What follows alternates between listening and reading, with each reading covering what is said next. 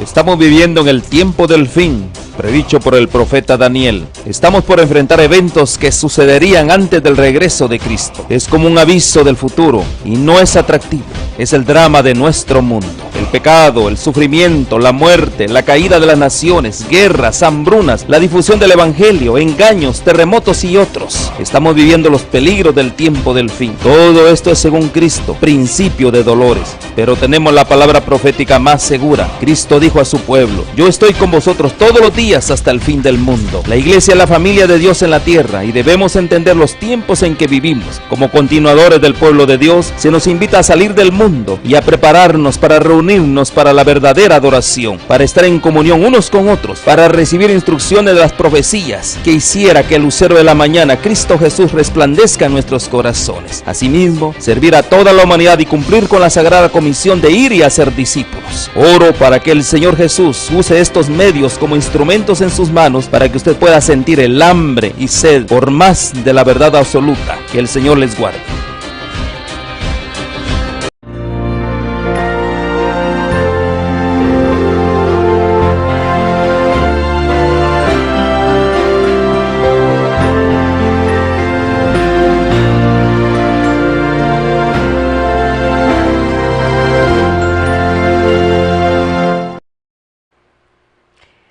Bienvenido a De Vuelta al Hogar, meditaciones que nos elevan día a día hacia nuestro Creador.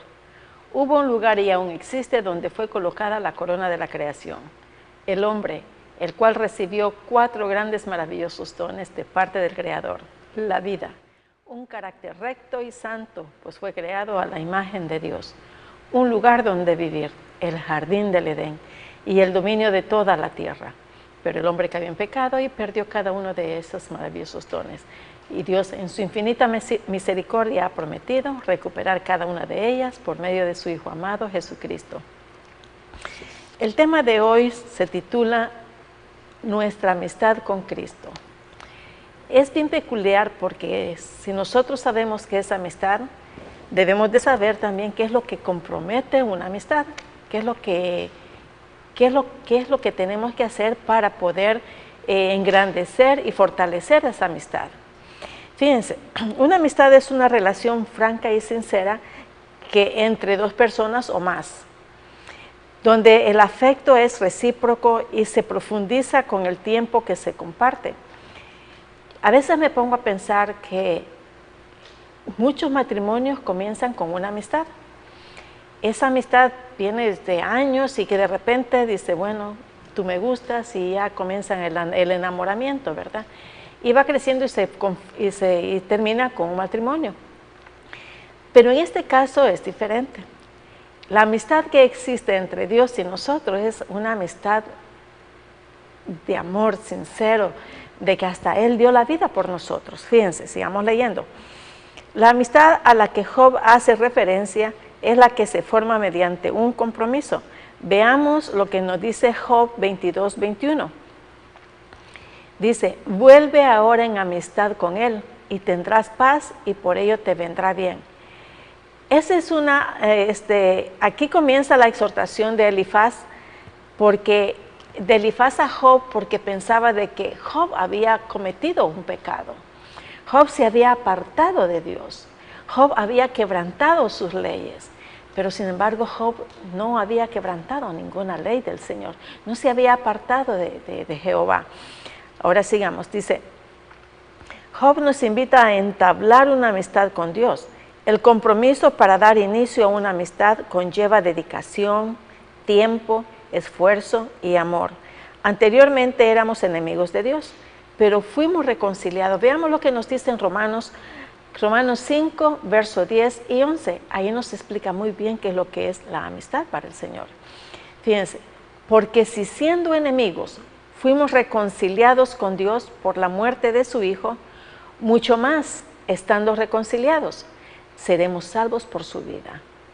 Qué amor tan grande el Señor nos ha tenido y que ha querido tener con nosotros una amistad cercana, de compromiso y bien fuerte. Porque dice, en ningún lugar, fíjense, luego dice, porque no solo esto, sino que también nos gloriaremos en Dios por el Señor nuestro Jesucristo, por quien hemos recibido ahora la reconciliación. Eso está en el verso 11. Anteriormente, cuando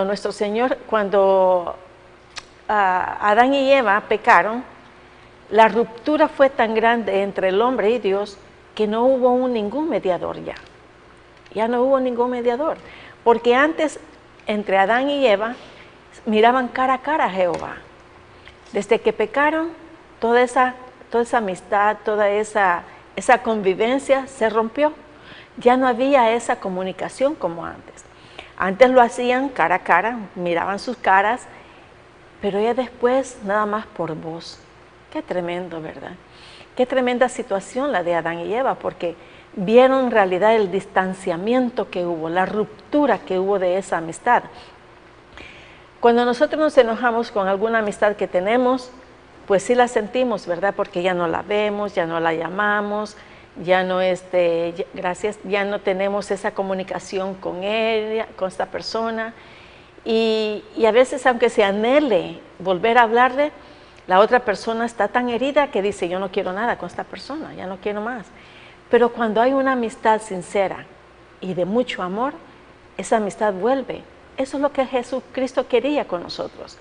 Quería volver a que tanto la amistad de nosotros hacia Jehová volviera a entablarse, volviera a renacer.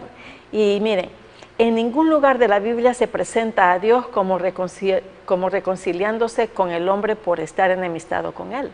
O sea, de que Dios no estaba enemistado con nosotros.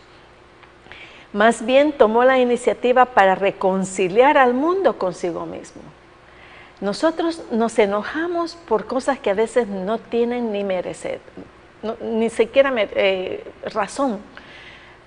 Pero al enojarnos, al estar en contra de nosotros mismos, ¿qué es lo que pasa? Hay enemistad con Dios. ¿Por qué?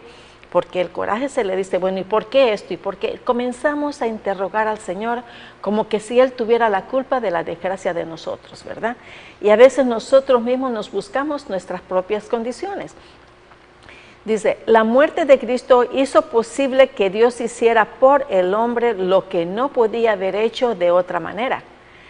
Al llevar el castigo de las transgresiones de Cristo, abrió un camino por el cual el hombre pudiera ser restaurado al labor de Dios y volver a su hogar edénico. Si no hubiera sido por el sacrificio de Cristo, todos los hombres habrían cosechado los resultados inevitables del pecado y de la rebelión al ser finalmente destruidos por la ira de Dios. Miren, queridos hermanos, es tan hermoso tener una amistad con una persona que a veces lo invitamos a comer a la casa, lo invitamos tal vez vamos de compra, ¿no? Vamos al mandado, vamos al mandado y luego dice, vamos a comer un helado. Y así se va fomentando esa amistad. El Señor quiere esa amistad con nosotros, que le tengamos en cuenta a dónde vamos, con quién estamos, qué es lo que estamos haciendo y cómo se consigue eso. Veamos. Dice, el compromiso para dar inicio a una amistad conlleva dedicación, tiempo, esfuerzo y amor. Anteriormente éramos enemigos de Dios, en Romanos 5:11, lo que ya habíamos leído anteriormente. Y dice, pero fuimos reconciliados por la muerte de del Hijo de Dios para ser salvos. Entre Jesús y Lázaro había una amistad tremenda. Entre Lázaro, Marta, María, ellos habían tenido una amistad bien sólida, bien cercana, que se querían entre todos ellos. Entre esa familia de Jesucristo había una relación bien cercana, que Jesús los amaba a todos. No solamente a ellos, sino que Él amó a todos los seres humanos, pero en esta familia estamos hablando aquí de la amistad de esa familia, que el Señor llegó a sentirse como en su propia casa. Dice, entre una amistad sincera que se solidificó porque establecieron un compromiso con Dios. Cuando Lázaro enfermó, enviaron a decir a Jesús, Señor, en Juan 11:3 dice, Señor, el que amas está muerto, está enfermo. Ellos se comunicaban constantemente y tenían una relación muy estrecha. Así que cuando Lázaro murió, Jesús dijo, en el mismo verso, Juan 11:11, dice, nuestro amigo Lázaro duerme, pero voy a despertarlo. Fíjense, ¿cómo dice aquí que tenían una comunicación? Antes no había teléfono, antes no había cartas, de decir, bueno, vamos a mandarlo por correo y al siguiente día está ahí la carta. No, se tenía que mandar por mensajero caminando, la otra persona que tenía que correr, caminar o en caballo. Y eran distancias bastante retiradas, que esa comunicación llegaría tal vez 2 o 3 días después de haber mandado la notificación. Pero sin embargo, ¿ustedes creen que Dios no sabía? Claro que sí sabía. Sabía por lo que su querido amigo estaba pasando, la enfermedad que tenía, lo que estaba pasando Marta y María, que él tanto quería a esa familia. Así es que la amistad con Cristo requiere un compromiso de comunicación por medio de la oración, la lectura de la palabra de Dios y realizar actividades en las que Él esté presente. La mejor manera de ser amigos es amarnos unos a otros y poner la vida por los demás. Qué difícil situación, ¿verdad? La única persona, hay muchas amistades que interfieren cuando hay una amistad bien cercana.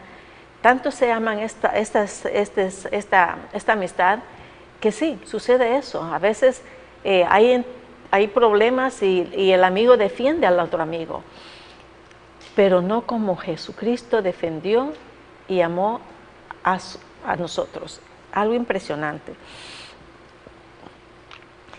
En Juan 15, versos 12 y 13 nos dice, enviaron pues las hermanas para decir a Jesús, Señor, he aquí que el que amas está muerto. El ruego de las hermanas por su hermano enfermo fue anunciado con palabras sencillas, que muestra su estrecha amistad y su gran amor. Creían que bastaba con que Jesús fuera informado de su necesidad para que acudiera inmediatamente a su socorro. ¿Ustedes creen que Jesús no comprendió eso? Sí, lo comprendió muy bien, pero había un propósito por el cual Jesucristo no fue inmediatamente. Vamos a ver. Dice, no podían comprender la demora de Jesús. Cuando Lázaro falleció, el corazón de ellas se llenó de pesar. ¿Por qué? Porque según ellas, su amiga los había defraudado, su amigo los había defraudado. No llegó cuando ellos lo necesitaron. Sus oraciones parecían haber quedado sin respuesta. Sin embargo, aquel que comprendía todo y que conocía el futuro, tenía en cuenta una respuesta más gloriosa que la que ellas anticipaban. Ellos no lo sabían, pero Dios sí sabía. Jesucristo sabía el por qué Él se estaba tardando.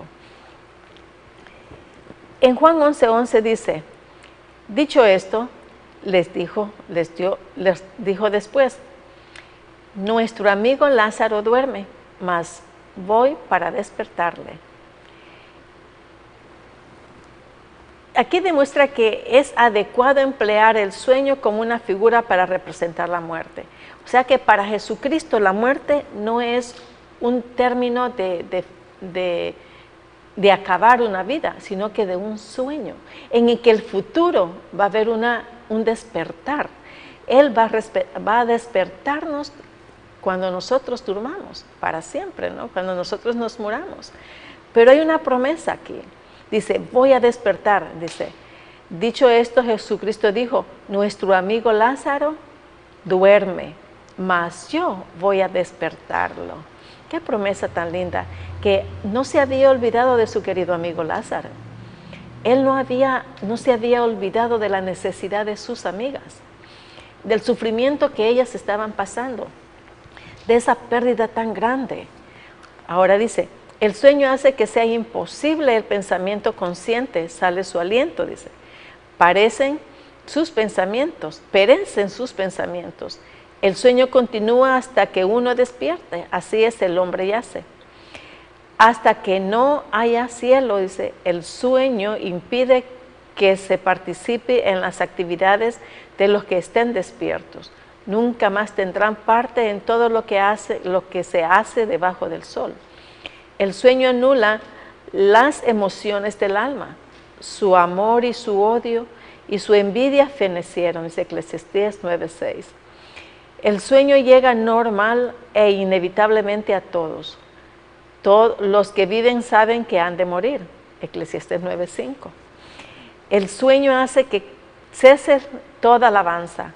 No alabarán los muertos a Jehová, dice en Salmos. Fíjense, es muy cierto lo que David decía. Si yo muero, ¿cómo te voy a alabar? Ya muerto jamás te voy a alabar. Y es cierto, ¿verdad? Así es que, miren, dice, y este es mi mandamiento, dice, que se amen los unos a los otros como yo los he amado. Eso está en Juan 15, 12 y 13, dice. Dijeron entonces sus discípulos al Señor, si duerme, sanar. Pero Jesús decía esto de la muerte de Lázaro, y ellos pensaron que hablaba del reposar del sueño. O sea que para los discípulos, Lázaro no estaba muerto, sino que estaba dormido, estaba descansando dormido, no en su muerte. No fue comprendida la reverencia de Cristo al sueño. Los discípulos tenían la esperanza de que había pasado la crisis de Lázaro, o sea que ellos pensaban de que él ya se había sanado, ya no estaba enfermo y por lo tanto estaba descansando, reposando, y que estaba recuperándose mediante un sueño reparador. Se cuenta en dos jóvenes, esta es una historia bien linda, fíjense. Dice, se cuenta que dos jóvenes hacían planes para casarse, cuando inesperadamente estalló la guerra en su país. El joven fue llamado para defender su patria. Al principio la novia recibía cartas todas las semanas, pero un día dejaron de llegar y ella pensó, ¿se habrá muerto en la guerra? ¿Estará muerto? ¿La habrán matado? Todo eso ella se ponía a pensar porque no más cartas, ya no había comunicación. De pronto recibió una carta con una letra que no era del chico y decía, querida Marta, te escribo estas palabras por medio de un amigo, ya que estoy convaleciente en el hospital. Quiero decirte que he perdido los dos brazos y frente a mi imposibilidad de mantener una familia, deseo que te sientas libre de romper este compromiso. Gracias. La novia viajó hasta el hospital en medio del peligro y cuando llegó le dijo, no tienes brazos, pero yo sí. No tienes manos, pero yo sí. No podrás trabajar para sostener el hogar, pero yo trabajaré en tu lugar. Porque te amo y quiero casarme contigo. ¿No creen ustedes, hermanos, que esto es amor? Amor, un amor sincero es el que está demostrando aquí esta mujer. Un amor que no espera de su novio un resultado de la cual ser mantenida, ser proveedor, sino que de tan grande que es el amor hacia este hombre, a ella no le importa que este hombre no tenga manos, no tenga brazos. Ella le dice, yo tengo brazos, yo tengo manos, yo puedo trabajar por ti. No importa, yo te amo. Fíjense. Y quiero casarme contigo. Hoy Dios nos ofrece su amistad sin condiciones. ¿Cómo respondemos eso a Él?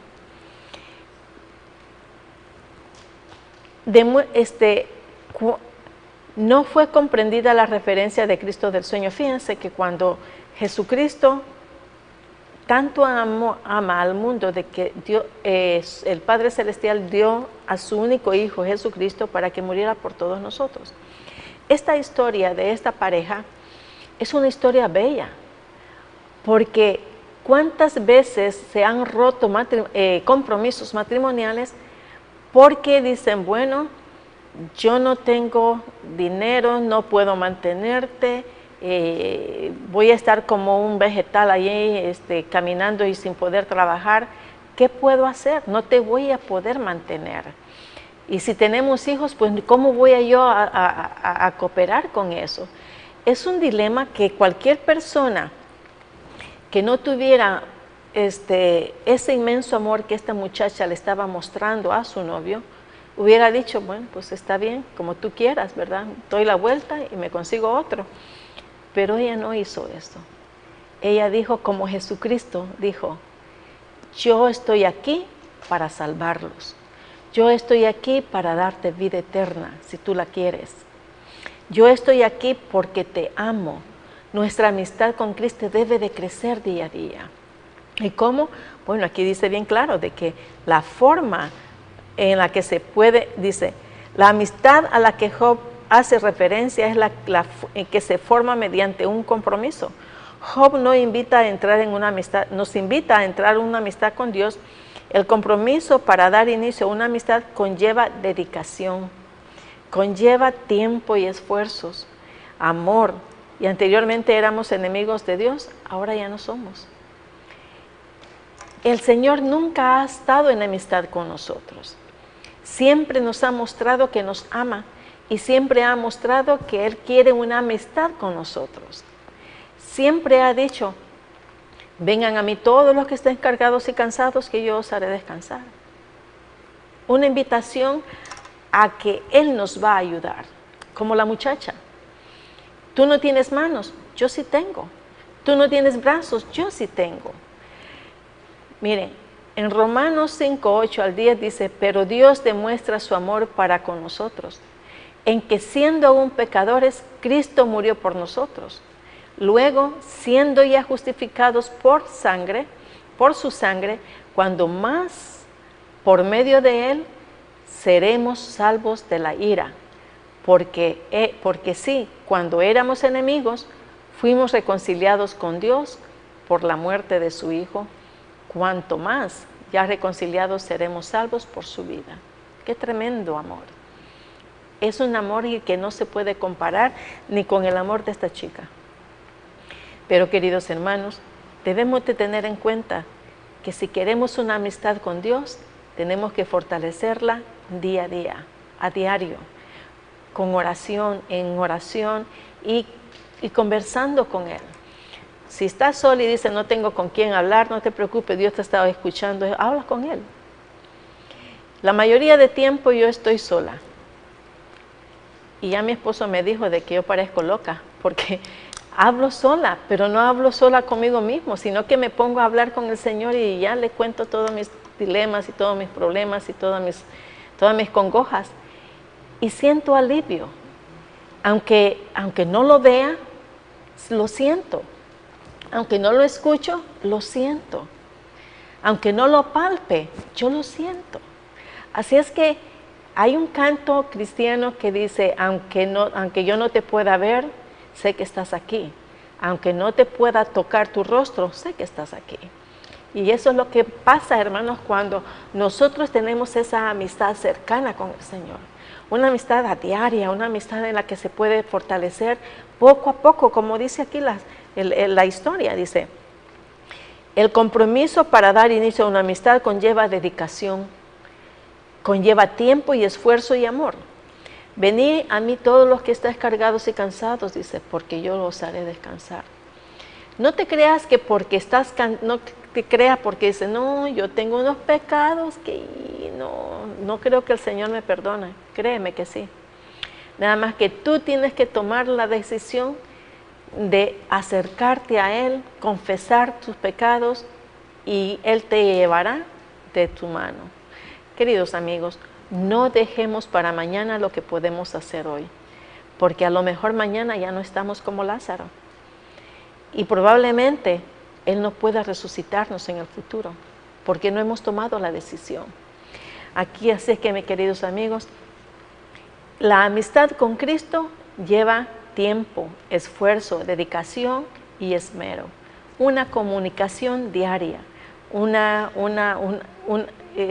una conversación en la que nosotros podamos decir y orar y hablar y descargar todas nuestras penas con Él. Él es el mejor amigo que nosotros podemos tener. Pensemos, Dios nos ofrece su amistad sin condiciones. ¿Cómo responderemos a Él? Medita eso y que el Señor te bendiga. Nos vemos hasta la próxima. Chao. Y aunque tu amor está conmigo, yo solo he preferido al pecado que hay en mí. Perdóname, ya no tengo excusas. Perdóname, no hay otro a quien culpar. Y vuelvo a ti a dar mi amor a Cristo. Me humillo ante ti. Perdóname.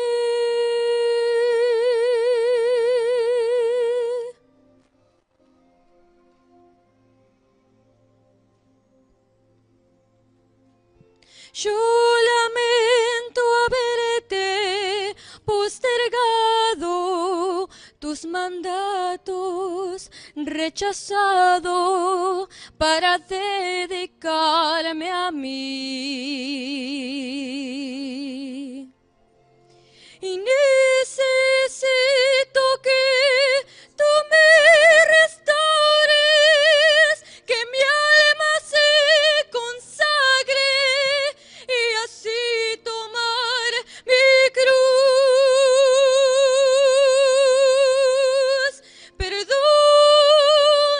Perdóname, ya no tengo excusas. Perdóname, no hay otro a quien culpar. Y vuelvo a ti a dar mi amor a Cristo. Me humillo ante ti y vuelvo a ti a dar mi amor a Cristo. Me humillo ante ti.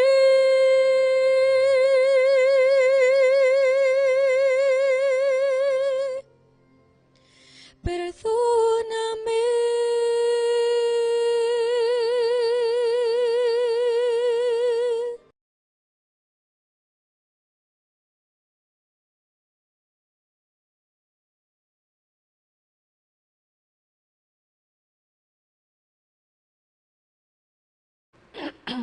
Bienvenido a De Vuelta al Hogar. Meditaciones que nos elevan día a día hacia nuestro Creador. Hubo un lugar y aún existe donde fue colocada la corona de la creación, el hombre, el cual recibió 4 grandes maravillosos dones de parte del Creador. La vida, un carácter recto y santo, pues fue creado a la imagen de Dios. Un lugar donde vivir, el jardín del Edén, y el dominio de toda la tierra. Pero el hombre cayó en pecado y perdió cada uno de esos maravillosos dones. Y Dios, en su infinita misericordia, ha prometido recuperar cada uno de ellos por medio de su Hijo amado, Jesucristo. El tema de hoy es bien significativo. Se llama, vayamos a adorar a Dios. ¿Cómo es que nosotros podemos ir a adorar a Dios y cómo podemos adorarlo? Bueno, en Juan 4:24 nos dice, Dios es espíritu, y lo que le adoran en espíritu y en verdad es necesario que adoren. Literalmente, Dios es espíritu, literalmente, espíritu de Dios, como un ser espiritual infinito.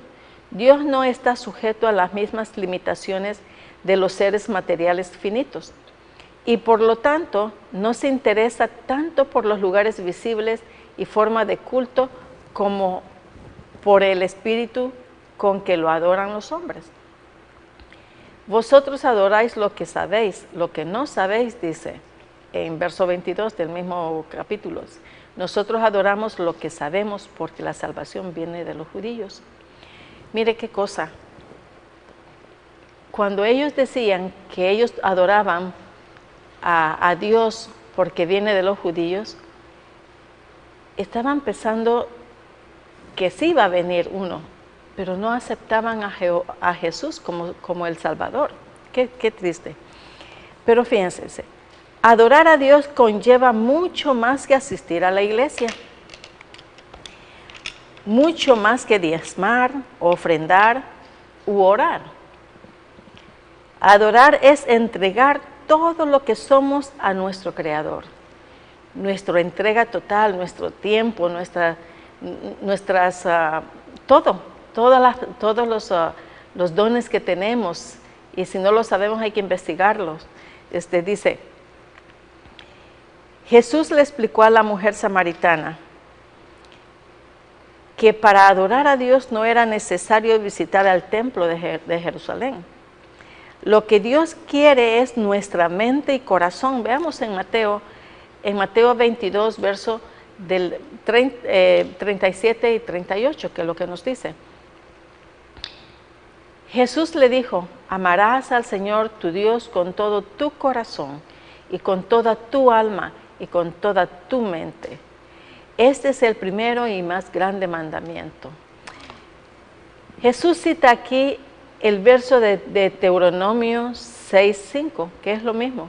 Amarás a tu Dios con todo tu corazón y con toda tu alma. Antes de que ahí está, y amarás a Jehová tu Dios de todo tu corazón y con toda tu alma y con todas tus fuerzas. Lo está repitiendo. Acordémonos que Jesucristo se sabía de memoria todos los versos del Antiguo Testamento. ¿Por qué habrá sido, no? Porque Él también lo inspiró. Acordémonos que Él es el dador de la vida. Él es el dador de cada paso que en el Antiguo Testamento dieron. Así es que se sabía eso. Recordó y lo dijo. Amarás a Jehová con todo tu corazón. La obediencia a Dios que no nace del amor es tan imposible como inútil. Donde existe el amor para Dios, la persona automáticamente pondrá su vida en armonía con la voluntad divina, como está expresada en sus mandamientos. ¿Sí? O sea, de que cuando nosotros le entregamos todo nuestro ser al Señor, nuestro tiempo, a veces hasta nuestro dinero, y sin reserva, y sin, teniendo en cuenta también de suplir nuestras necesidades, una ayuda. Así es que el Señor mira cada uno de esos detalles, pero depende cómo lo hacemos. Si es nada más para decir, bueno, voy a hacer esto para que vean que yo lo hice, no. El Señor no quiere que tú te manifiestes así. El Señor quiere que tú ames y ayudes a las personas por amor al Señor. Porque diciendo, esto es lo que el Señor me ha puesto en mi corazón para que te dé a ti. Dice, el enumerar aquí estas tres dimensiones del ser humano, dice, Cristo estaba enseñando que si el amor de Dios verdaderamente existe, saturará todos los aspectos del ser y de la vida.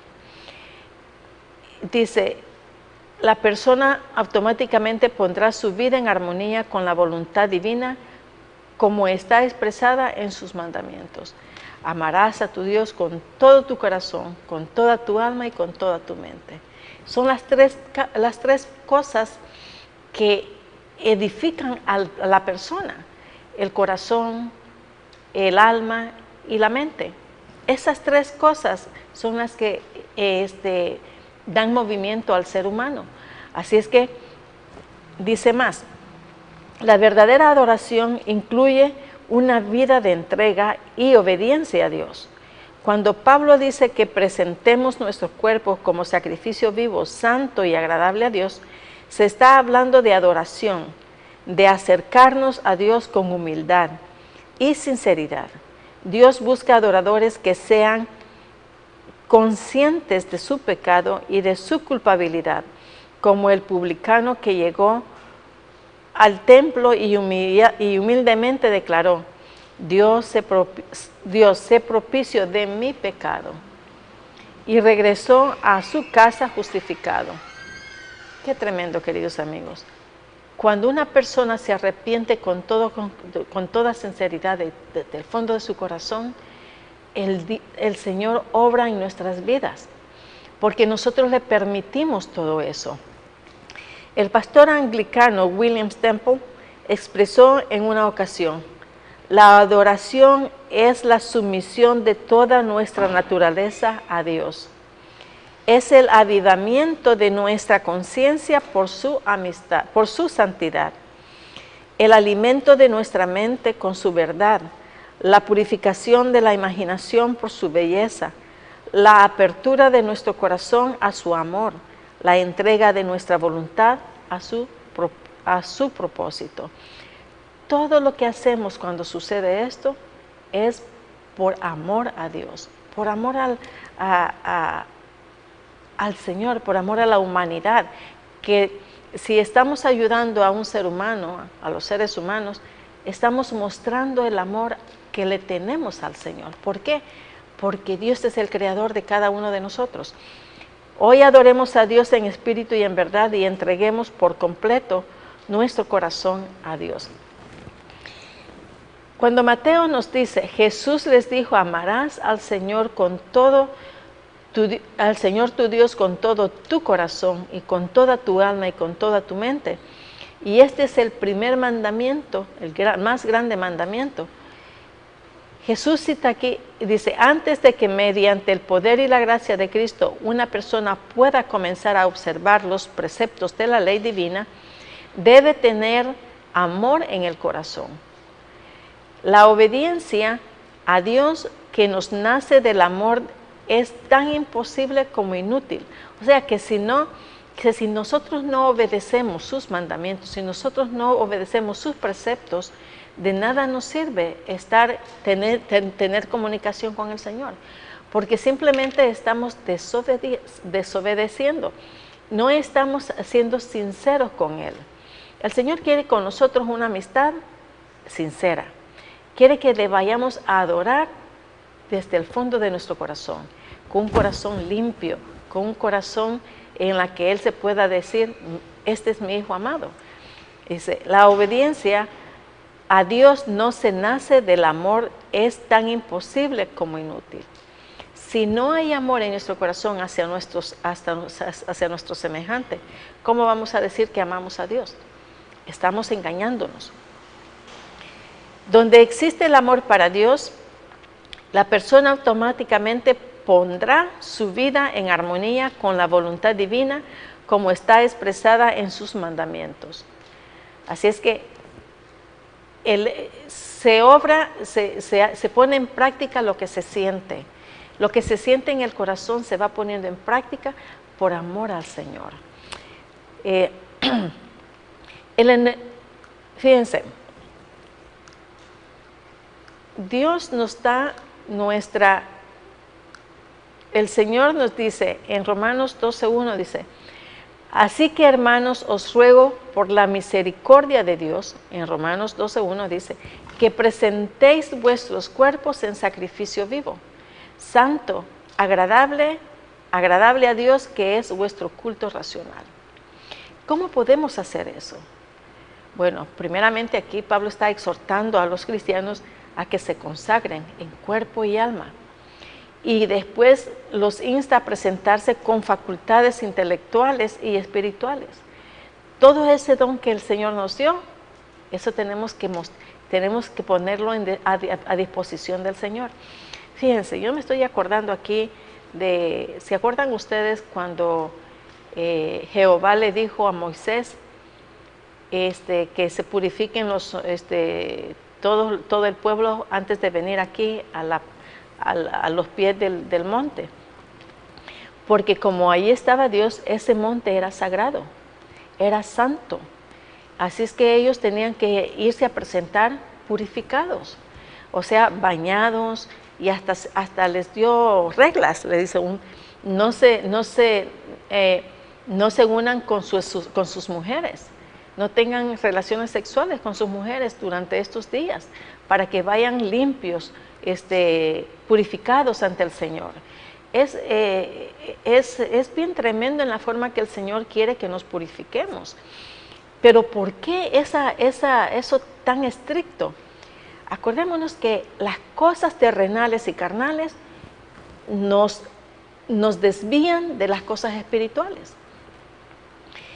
Por eso es que dice aquí, la verdadera santificación es la consagración de todo el ser, espíritu, alma y cuerpo, el armonioso desarrollo de las facultades físicas, mentales y espirituales hasta que la imagen de Dios en el cual fue creado el hombre sea perfectamente restaurada.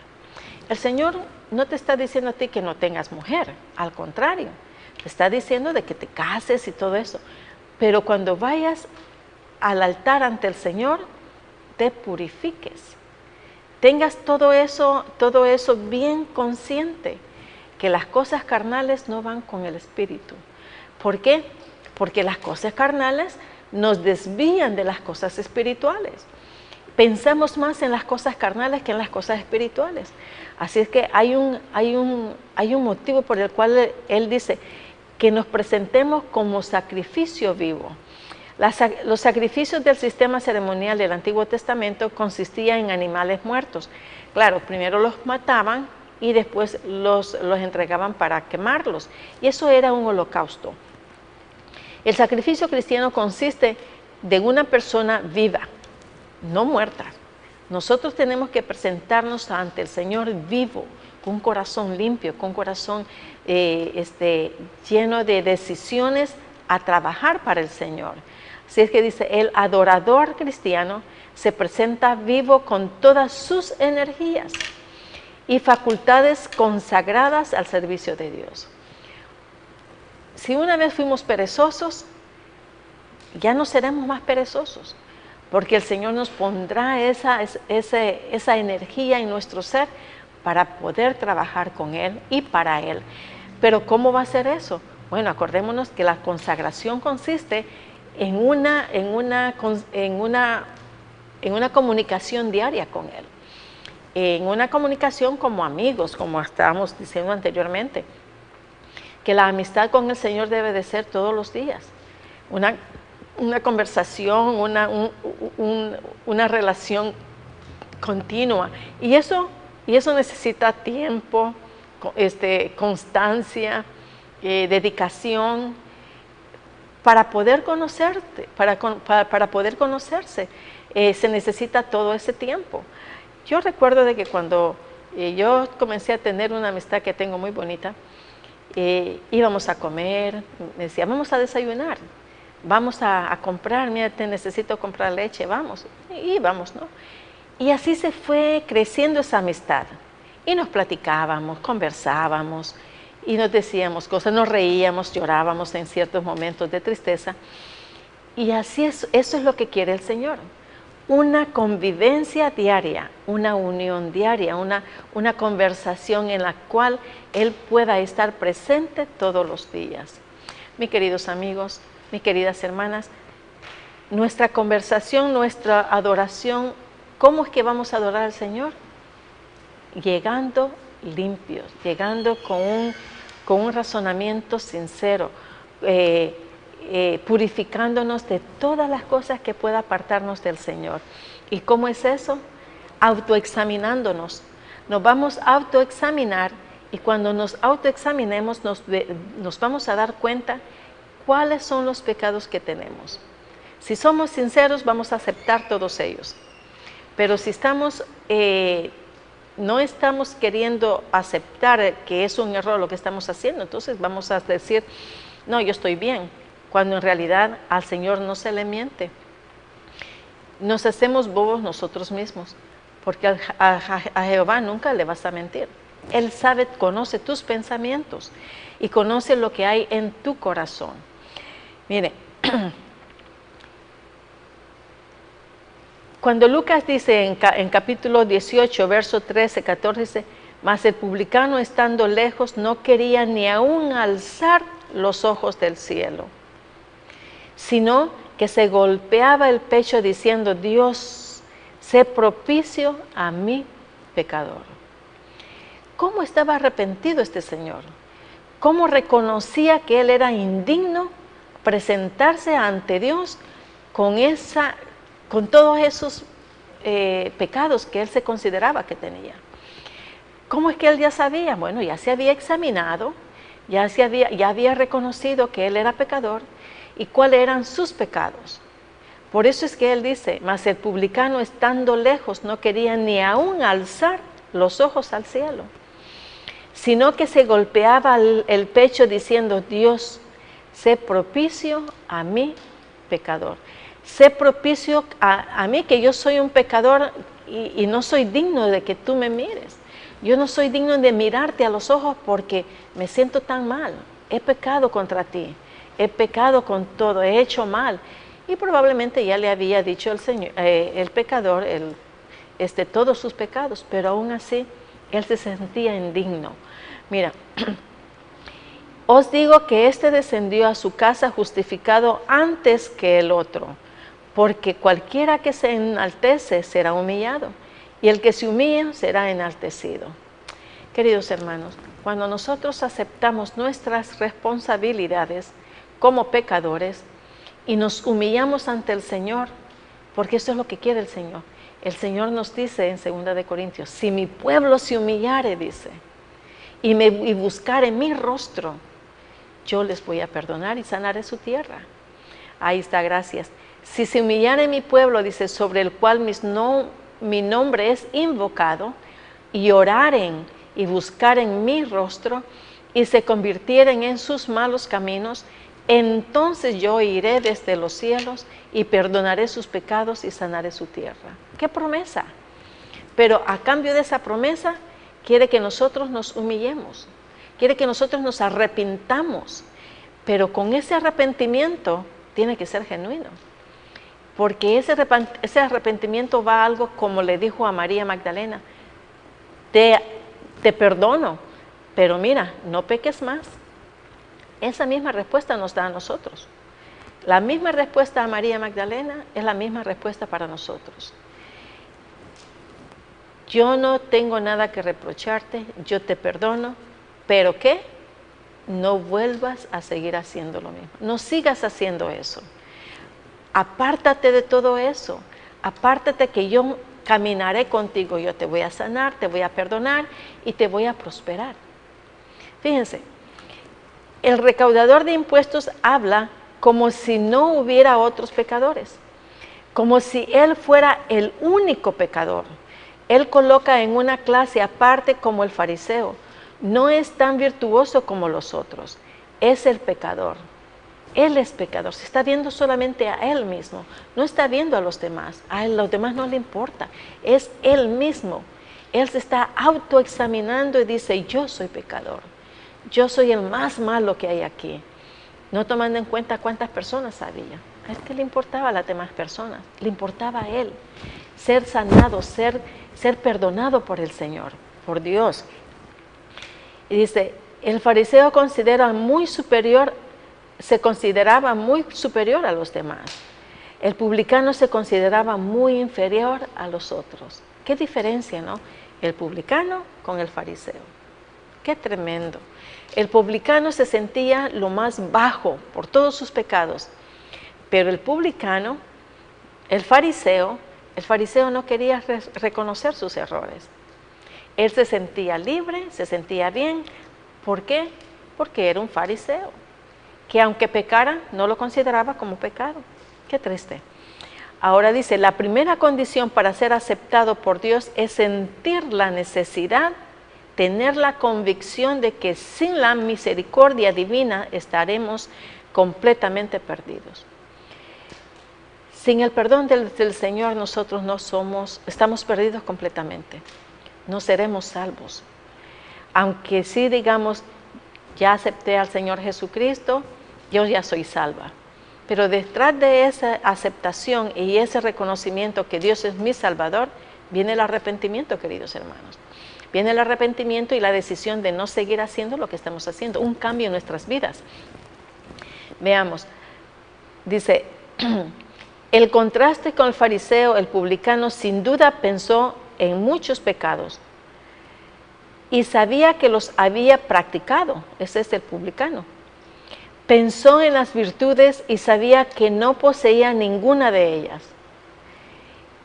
Como el apóstol Pablo se sentía pecador, que necesitaba desesperadamente la gracia divina, la misericordia es un aspecto de amor divino. El publicano sí estaba. ¿Cómo te sientes tú ahora, mi querida amiga, mi querido amigo? ¿Te sientes como el publicano o te sientes como el fariseo? ¿Cómo te consideras tú? ¿Un fariseo o un publicano? Tenemos que meditar cuál es nuestra actitud ante el Señor Todopoderoso. Tenemos que meditar y reconsiderar en qué estamos fallando como hijo de Dios. Porque tanto uno como el otro eran judíos. Nada más que uno era recaudador de impuestos y le llamaban ladrones porque eran sinvergüenzas. Y el fariseo pues era muy importante ante el Sanedrín. Ellos estaban bien, no tenían ningún problema, ningún pecado, entre comillas, pero eran iguales que el publicano. La diferencia es que el publicano aceptó sus errores. El publicano sí dijo así, dijo, sé propicio de mí, que soy un pecador. Perdóname porque tengo muchos pecados y no puedo seguir siendo así. Cámbiame. Una súplica, mire queridos amigos, golpeándose el pecho y diciendo, Dios, sé propicio de mí que soy un pecador. No necesito más que tu perdón, no necesito más que tu benevolencia para mí. Él estaba dispuesto a hacer un cambio en su vida, porque se sentía indigno. Aquí dice que ni siquiera quería alzar los ojos a Dios al cielo porque se consideraba indigno. Lo contrario del fariseo. El fariseo muy orgulloso se paraba y decía, yo no soy igual que estos mendigos aquí. Yo no soy igual que estos miserables. Él se consideraba mucho mejor cuando estaba igual o peor que el publicano. ¿Cómo estamos nosotros? ¿Como el publicano o como el fariseo? ¿Cómo podemos llegar a Dios a adorarlo cuando tenemos mientras no nos examinemos en la forma en que vivimos, como estamos, no vamos a poder adorar al Señor de corazón y de verdad? Tenemos que adorar al Señor con todo nuestro corazón, con nuestra mente y con nuestro amor. Dice, Jesús le dijo, amarás al Señor tu Dios con todo tu corazón, con toda tu alma y con toda tu mente. Y este es el primer y más grande mandamiento. Queridos amigos, mi mayor deseo es que nosotros reconozcamos cómo estamos con nuestro Señor Jesucristo.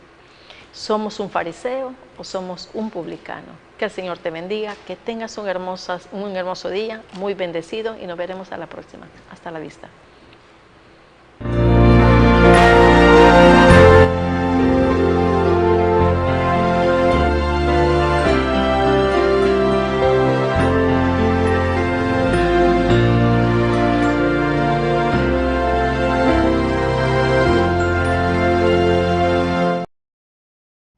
Una comisión sagrada nos ha sido confiada. Por tanto, id y doctrinad a todos.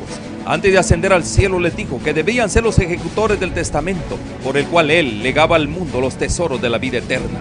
La iglesia es la familia de Dios en la tierra, y debemos entender los tiempos en que vivimos. Como continuadores del pueblo de Dios, se nos invita a salir del mundo y a prepararnos para reunirnos para la verdadera adoración. Soy yo guarda de mi hermano. Si pretendáis ser hijos de Dios, soy guarda de vuestros hermanos. El Señor tiene una iglesia por responsable de las almas de aquellos que podrían ser los medios de salvación. Somos peregrinos, rechazando los caminos de los impíos, viviendo conforme a las normas de Dios, consagrados a sus caminos y dando testimonio del Evangelio de Cristo para que otros puedan ser salvos. Si retenéis vuestra luz, alguien deberá ser dejado en las tinieblas a causa de vuestro descuido. Irá andando y llorando el que lleva la preciosa semilla, mas volverá a venir con regocijo, trayendo sus gavillas. Oro para que el Señor Jesús use estos medios como instrumentos en sus manos, para que usted pueda sentir hambre y sed por más de su verdad absoluta. Dios les cuide.